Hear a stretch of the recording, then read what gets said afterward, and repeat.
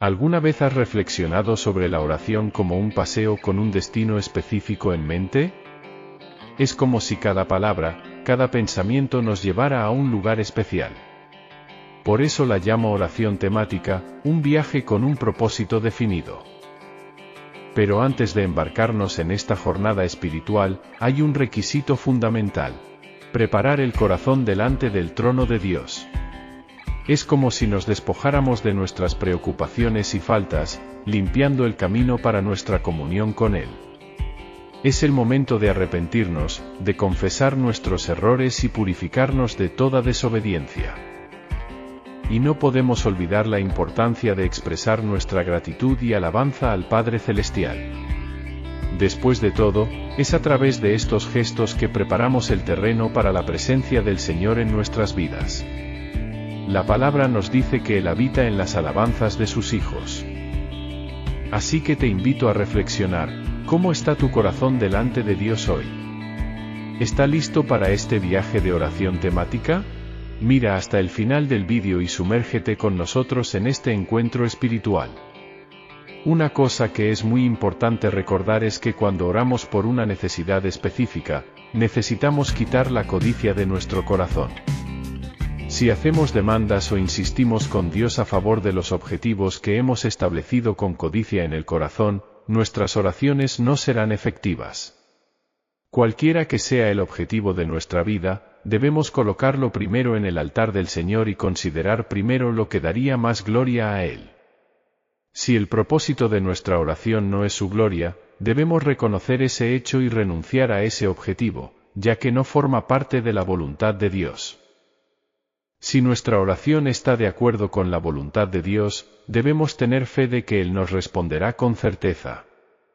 Nuestro deseo supremo debe ser querer solo la voluntad de nuestro Padre para nosotros mismos. Para nuestra oración temática, debemos tener en mente objetivos muy específicos. Ninguna oración vaga es eficaz. Por ejemplo, si oramos: Padre, bendíceme, ahí solo tenemos una oración indefinida. Orar: Padre, bendice a mi patria, es lo mismo. Cuando algo sucede en nuestra vida sin poder discernir si fue o no una respuesta a nuestra oración, no se puede llamar oración temática. La oración temática es una oración específica, y cuando es respondida, sabemos que realmente fue una respuesta específica de parte de Dios, y podemos dar testimonio de que la respuesta de Dios vino a nosotros. En el Evangelio, según escribió Lucas, está registrada la oración de una viuda. Ella fue repetidas veces a un juez con su petición. Ella decía: hazme justicia contra mi adversario. Lucas 18, 3. Pero el juez de esa ciudad no temía a Dios ni le importaba la gente, por lo tanto, sus peticiones eran despreciadas, y ella misma era ofendida. Sin embargo, la viuda continuó volviendo al juez y no dejó de importunarlo. Finalmente, el juez inicuo dijo: aunque no temo a Dios ni respeto a los hombres, sin embargo, como esta viuda me molesta, le haré justicia para que finalmente no vuelva y me importune mucho. Y el Señor dijo: oíd lo que dice el juez injusto. ¿No hará Dios justicia a sus escogidos, que claman a Él de día y de noche, aunque los haga esperar? Jesús también enseñó sobre la oración al contar una historia. Supongamos que alguien tiene un vecino amigo y va a él a medianoche, diciendo: amigo, préstame 3 panes, porque un amigo llegó de viaje a mi casa y no tengo que presentarle. Entonces, el vecino responde desde adentro: no me molestes, la puerta ya está cerrada y mis hijos están conmigo en la cama. No puedo levantarme para darte los panes. Pero el hombre continuó pidiendo y terminó recibiendo los panes. El vecino, que ya estaba durmiendo en casa, reconoció después de dar los panes que no fue por amistad, sino por su persistencia. Entonces, Jesús dijo: por eso os digo, pedid, y se os dará; buscad, y hallaréis; llamad, y se os abrirá. Porque todo aquel que pide, recibe, y el que busca, halla, y al que llama, se le abrirá. ¿Qué padre hay entre vosotros que, si su hijo le pide pan, le dará una piedra? ¿O si le pide pescado, en lugar de pescado le dará una serpiente.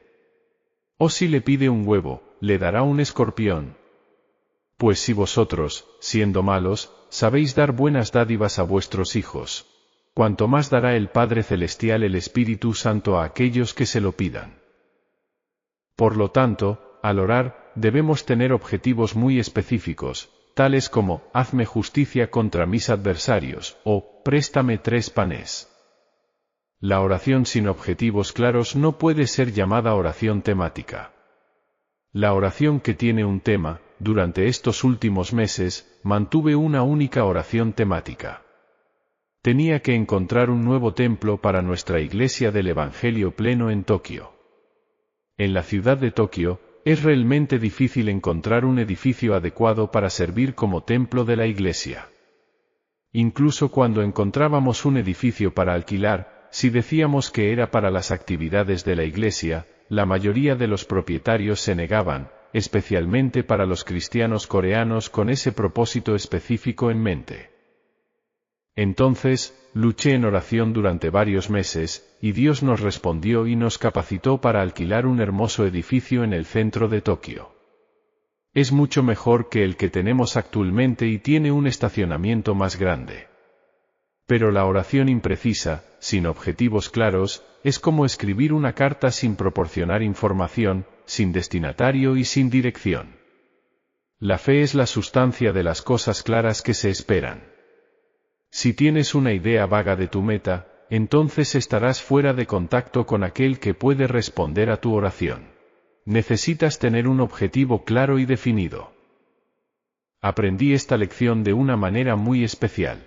Había estado en el ministerio pastoral durante algunos meses y era tan pobre que no poseía ningún bien material. Era soltero y vivía en una habitación pequeña. No tenía escritorio, ni silla, ni cama. Comía en el suelo, dormía en el suelo y estudiaba en el suelo. Tenía que caminar kilómetros y kilómetros todos los días para llevar a cabo mi ministerio de ganar almas. Pero un día, mientras leía la Biblia, quedé tremendamente impresionado por las promesas de Dios. La Biblia decía que si solo pusiera mi fe en Jesús y orara en su nombre, recibiría todo lo que pidiera. La Biblia también me enseñaba que yo era hijo de Dios, hijo del Rey de Reyes, el Señor de los Señores. Así que oré, diciendo, Padre, ¿por qué debe un hijo del Rey de Reyes y Señor de los Señores vivir sin un escritorio, sin una silla, sin una cama y caminar kilómetros todos los días? Al menos, podría tener una oficina modesta, una silla para sentarme y una humilde bicicleta para salir a hacer visitas. Pensaba que, según las Escrituras, podía pedir estas cosas al Señor. Me arrodillé y oré. Padre, ahora estoy orando, por favor, envíame un escritorio, una silla y una bicicleta. Puse toda mi fe en la petición y agradecí a Dios. Desde este momento, comencé a esperar la entrega de esas cosas. Pasó un mes y no recibí respuesta. Pasaron 2, 3, 4, 5, 6 meses, y seguía esperando, y nada sucedía. Un día lluvioso, estaba realmente deprimido. No había comido nada, estaba muy hambriento, cansado, deprimido y comencé a quejarme. Después del servicio, mientras salía, 3 jóvenes me siguieron y dijeron, Pastor, queremos ver tus cosas. Me quedé aterrado, porque no había contado con la posibilidad de tener que mostrar mis cosas. Todos los miembros de la iglesia vivían en uno de los barrios más pobres, y si se daban cuenta de que su pastor les había mentido, mi ministerio allí habría terminado, y los jóvenes no estaban dispuestos a retroceder. Me encontraba en una terrible situación y comencé a orar, Señor, desde el principio, esta no fue mi idea, fue tu idea que les dijera esto. Simplemente te obedecí, y ahora estoy en apuros. Les hablé como si yo fuera dueño de las 3 cosas. ¿Qué explicación puedo darles ahora? Tú necesitas ayudarme, como siempre lo has hecho. Entonces, el Señor vino en mi auxilio, y una idea comenzó a flotar en mi corazón, así que les dije resueltamente, vengan a mi habitación y las verán. Todos fueron y comenzaron a mirar alrededor, buscando la bicicleta, el escritorio y la silla. Les dije, no busquen esas cosas. Se las mostraré más tarde. Señalé con el dedo al señor Park, que ahora es pastor de una de las iglesias más grandes de las Asambleas de Dios de Corea, y dije, le haré algunas preguntas. Si puedes responder a mis preguntas, les mostraré todas estas cosas. ¿Cuánto tiempo estuviste en el vientre de tu madre antes de venir al mundo? Bueno, 9 meses, respondí. Entonces, ¿qué hiciste durante 9 meses en el vientre de tu madre? Crecí, pero continué, nadie podía verme porque estaba dentro del vientre de mi madre. Entonces le dije, aún en el vientre de tu madre, eras el mismo bebé que nació para el mundo. Respondest correctamente. Anoche, me arrodillé aquí y oré al Señor pidiendo el escritorio, la bicicleta y la silla, y por el poder del Espíritu Santo concebí esas cosas. Es como si estuvieran dentro de mí, creciendo en este momento. Y son tanto el escritorio, la silla y la bicicleta como cuando sean vistas por las personas en el momento de su entrega. Comenzaron a reírse de mí, dijeron. Esta es la primera vez que vemos a un hombre embarazado de una bicicleta, un escritorio y una silla. Y saliendo de mi habitación, comenzaron a esparcir por toda la ciudad el rumor de que el ministro estaba embarazado de una bicicleta, una silla y un escritorio. Apenas podía caminar por la ciudad. Las mujeres se juntaban, me miraban, se reían, y algunos de los jóvenes traviesos de mi iglesia se acercaban a mí los domingos, tocaban mi estómago y decían, «Pastor, ¿cuántos meses faltan?». Pero en esos días, yo sabía que tenía esas cosas creciendo dentro de mí. Lleva tiempo, al igual que la madre lleva tiempo para dar a luz a su hijo. Sin duda alguna, las cosas que pediste hoy llevarán algún tiempo antes de que lleguen. Pero ya estás embarazado de ellas, y en el momento adecuado, las tendrás. Seguí alabando al Señor constantemente, y en el tiempo debido, las 3 cosas llegaron, y llegaron exactamente como pedidos. El escritorio era de caoba de Filipinas, la silla era japonesa, fabricada por la compañía y tenía ruedas para que pudiera moverme, y la bicicleta de segunda mano era estadounidense y tenía varias marchas. Un hijo de un matrimonio de misioneros estadounidenses trajo a casa estas 3 cosas por las que había esperado tanto, y eso cambió por completo mi forma de orar. Hasta entonces, había orado de manera vaga, pero desde ese día en adelante, nunca más oré de manera vaga. Si Dios respondiera a tus oraciones vagas, nunca conocerías tu petición como una respuesta de Dios. Debes pedir de manera definida y específica. Al Señor no le agradan las oraciones vagas. Hace algún tiempo, hice una visita a San Francisco, California, en los Estados Unidos. Allí hablé en una conferencia. Después de la conferencia, la esposa del pastor me pidió que fuera a la oficina. El pastor preguntó: «Pastor Cho, ¿podría orar por esta señora? ¿De qué necesita?». Pregunté: «Bueno, ella desea casarse y aún no ha encontrado al esposo. Pídale que entre». Así que una solterona de más de 30 años entró. Le pregunté: «Hermana, ¿por cuánto tiempo ha estado orando pidiendo un esposo?». «Por más de 10 años», respondió. «¿Por qué Dios no ha respondido tu oración en estos 10 años?». Pregunt: «¿Qué tipo de esposo has estado solicitando?». «Bueno, eso es con Dios. Él lo sabe todo», respondió, encogiéndose de hombros. «Ese es tu error. Dios nunca opera por sí mismo, sino solo a través de nosotros. Dios es la fuente eterna, pero solo opera a través de nuestras peticiones. ¿Realmente deseas que ore por ti?». «Sí, muy bien. Tráigame papel y siéntese frente a mí». Ella se sentó, y yo dije: «Si escribes las respuestas a mis preguntas, oraré por ti». Pregunta número 1. ¿Realmente deseas un esposo, pero qué tipo de esposo quieres? ¿Blanco, asiático o negro? Blanco, respondió. Muy bien, escríbelo. Pregunta número 2. ¿Quieres que tu esposo tenga 1,80 m de altura, o puede ser más bajo? Quiero un esposo alto. escríbelo. Pregunta número 3. ¿Quieres que tu esposo sea delgado y guapo, o simplemente agradable y gordo? Quiero que sea delgado, escríbelo entonces, delgado. Pregunta número 4. ¿Qué tipo de pasatiempo deseas que tenga tu esposo? Bueno, me gustaría que fuera músico. Muy bien, escríbelo músico.